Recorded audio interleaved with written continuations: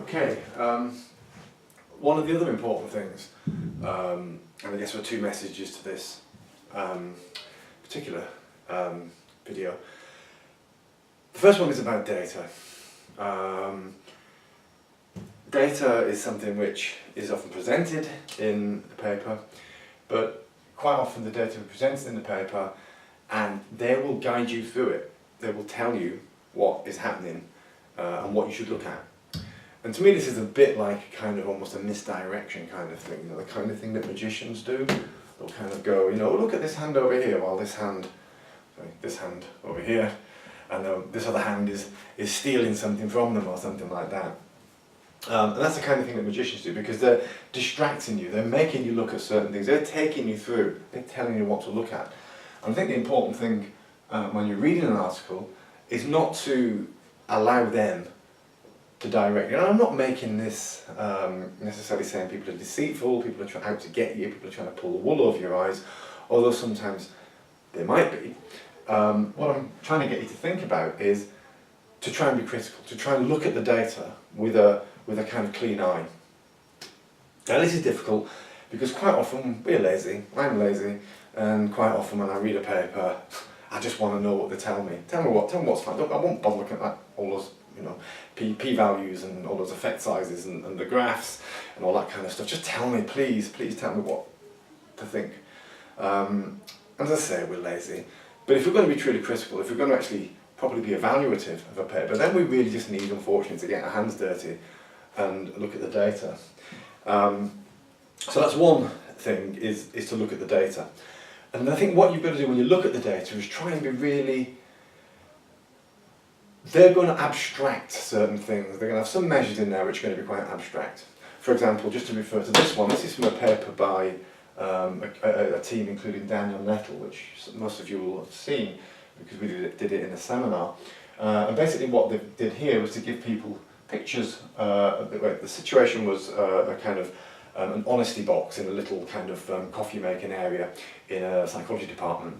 So they had an honesty box and they asked people to, if they would be prepared to donate some money to pay for the coffee, to pay for the milk, etc.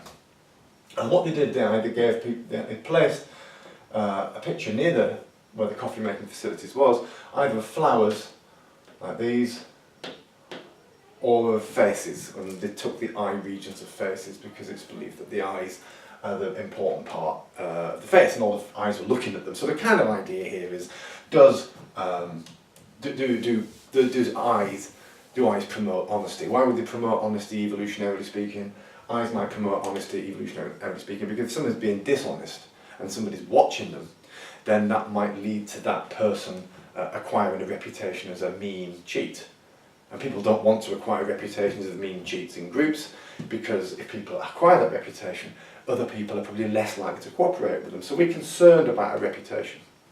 And the argument goes that evolutionarily, although these are pictures, it kind of triggers some kind of deep down unconscious response which leads us to suddenly feel guilty and thereby to be more honest. So it's a similar kind of argument to the one that Satoshi Kanazawa makes about pornography, where he says that we didn't evolve in an environment where there were photographs, so when you saw a naked person, it wasn't a picture of a naked person, it was an actual naked person. So that's why these pictures have become sexually arousing, because although we know that it's a picture, some deep part of our psyche gets confused between a picture and a real thing. Similar thing here, similar kind of argument. So what do I want to say about this? Well, it's a nice graph. And what they claim this graph shows, perfectly reasonably, is that people are more honest. So this at the bottom here is how much people pay per litre of milk in terms of pounds. People are more honest in the situations where there are faces, the black blobs, than they are when there are pictures of flowers, which are the white blobs here. But it's important when you look at something like this to see, well, what other interpretations may there be for this data? And this is kind of my second thing. Right, so there's two bits. One is about data, but when you evaluate a data or some data or even conclusions, try and find other ways of saying what's going on in the picture or what's going on in the data. Try and say this in words in your head or out loud or whatever, because I think trying to explain these things out loud or write them down or explain them to other people is a better way of trying to really explore what's going on than merely just kind of staring at it and hopefully some kind of wonderful critical thought will pop in your head. So let's have a look at this. So first of all, they're saying this shows that eyes increase honesty. Maybe true, but actually they're not necessarily measuring honesty along the bottom here. We're simply measuring how much people pay per milk. So are there other reasons why people might be paying more per milk other than their being honest? So try and think of it like that. The second thing is that they have highlighted that the faces correlate with people paying more money. So when there's a face, people pay more money than when there's flowers. Well, not necessarily strictly speaking true. An equally valid interpretation of this, logically, is you could say that on odd weeks, people are more honest than they are on even weeks. Now logically, that is absolutely true, right? It's harder to defend scientifically. It's harder to think of a reason why it might be that people are more honest on odd weeks than even weeks. Yeah.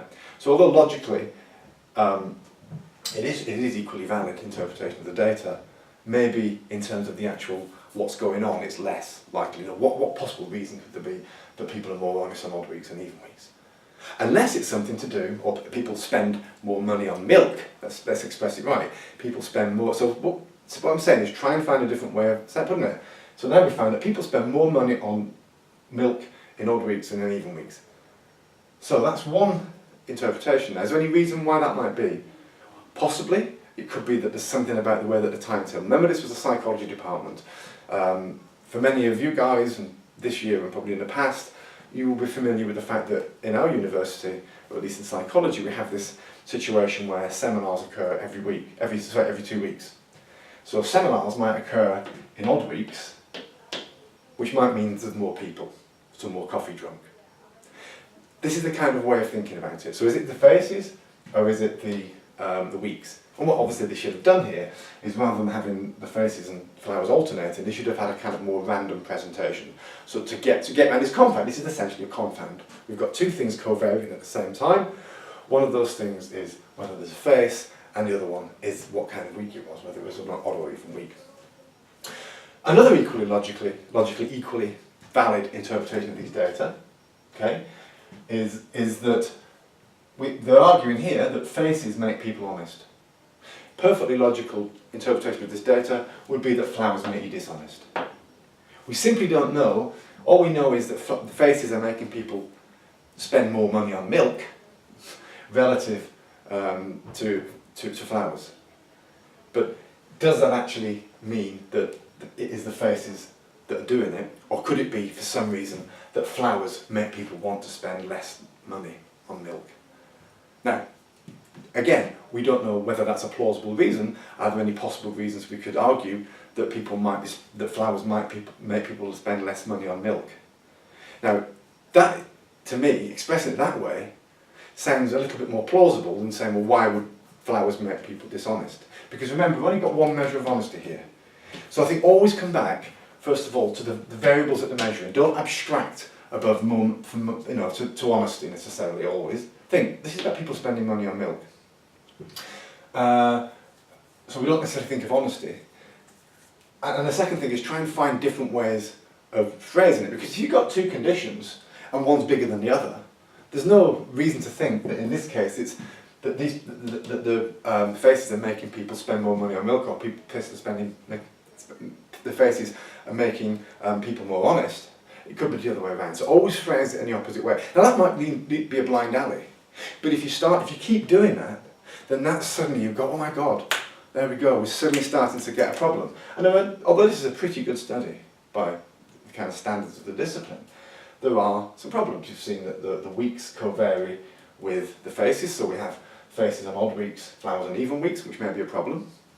We've seen that we don't know whether it's faces making people more honest or flowers making people less honest, or put differently and even better, I think, faces making people spend more money on milk and flowers making people spend less money on milk. So always try and rephrase things. Phrase them in the opposite way. Try and say, okay, you're showing this is bigger than this. Could it be the case that this is smaller than this?